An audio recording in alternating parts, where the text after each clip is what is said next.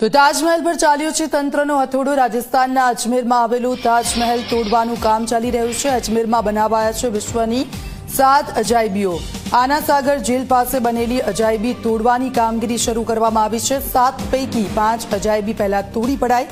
Statue of liberty, મિસ્ત્રીનો pyramid તોડાયો હતો અને મહત્વનું છે કે 2022માં કોંગ્રેસે સરકાર દરમિયાન આના સાગર જેલ પાસે વિશ્વની 7 અજાયબીની પ્રતિકૃતિ બનાવાઈ હતી।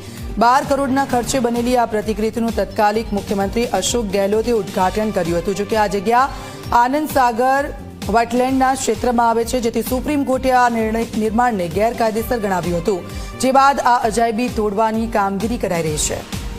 તો અજમેરમાં જે 7 અજાયબી બનાવવામાં આવી હતી, ગેરકાયદેસર નિર્માણ પર હવે કાર્યવાહી થઈ રહી છે। તાજમહેલ છે તેને તોડવાની કામગીરી હાથ ધરવામાં આવી છે।